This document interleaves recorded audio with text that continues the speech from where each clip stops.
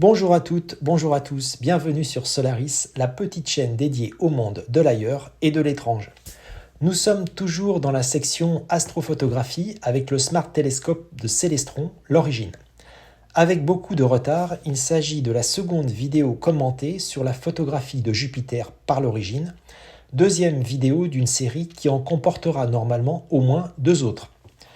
Dans la première vidéo, nous avons utilisé l'origine sans ajout de filtre, avec une forte ISO de 2000, donc une forte sensibilité du capteur, et un temps de pause de 20 millisecondes, nous avons pu visualiser les 4 satellites majeurs de Jupiter, Io, Europe, Ganymède et Callisto. C'est la photographie de gauche.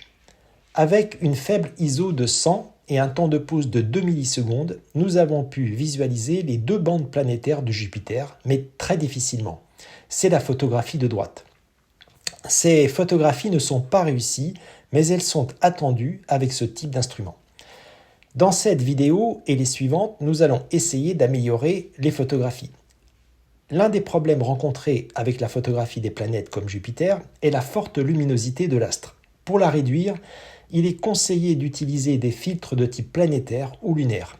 En abaissant la luminosité initiale, les plages des ISO s'en trouvent modifiées et plus fines, ce qui doit permettre, en jouant sur le temps de pause, de trouver des réglages plus adaptés. L'origine de Célestron n'est vendue qu'avec un seul filtre, le filtre Nebula double bande, que l'on peut considérer comme un super filtre anti-pollution lumineuse, mais pas comme un filtre planétaire. Pour autant, beaucoup utilisent des filtres CLS pour photographier par exemple la Lune afin de réduire légèrement sa luminosité. Nous allons commencer par utiliser ce filtre dans cette vidéo, puis ultérieurement nous utiliserons un filtre CLS Optolong et un filtre lunaire planétaire Omégon. Tous ces filtres font 1,25 pouces ou 31,75 mm de diamètre. Commençons par la photographie des 4 satellites de Jupiter à forte ISO. Je suis sorti du mode automatique pour passer en mode manuel. J'ai choisi de tester des ISO allant de 2000 à 500 avec des temps de pause variant entre 50 millisecondes et 100 millisecondes. J'ai choisi de vous montrer 4 photographies caractéristiques avec des ISO de 500 et 2000. Avec le filtre Nebula double bande, les résultats à forte ISO sont meilleurs qu'en l'absence de filtre.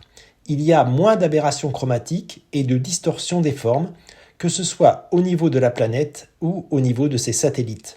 Je vous laisse visualiser les photographies obtenues.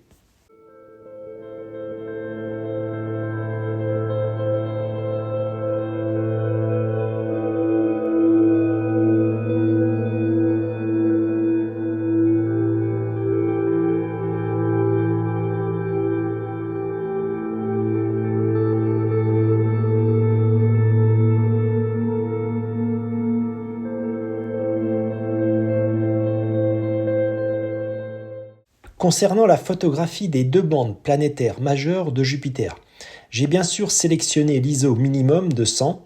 J'ai appliqué pour cet ISO un temps de pause très réduit allant de 1 milliseconde à 10 millisecondes. En présence du filtre Nebula double bande, les deux bandes de Jupiter sont bien plus nettes et plus contrastées qu'en l'absence de filtre, avec une couleur marron-beige très naturelle. Un temps de pause légèrement supérieur à 10 millisecondes aurait sûrement donné un meilleur résultat, mais malheureusement je ne suis pas allé au-delà de 10 millisecondes. Je vous laisse visualiser les photographies obtenues.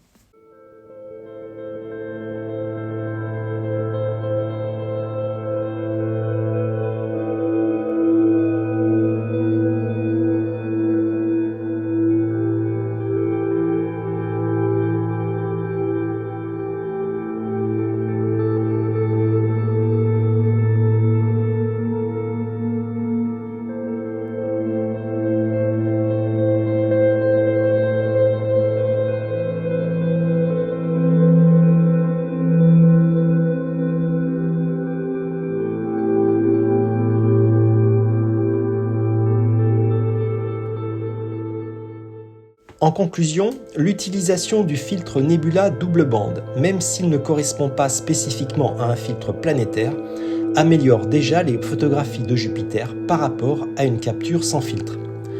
Avec mes conditions, les meilleures photographies ont été obtenues avec une ISO de 500 et un temps de pause de 80 millisecondes pour l'identification des satellites et une ISO de 100 et un temps de pause de 10 millisecondes pour l'identification des 2 bandes planétaires.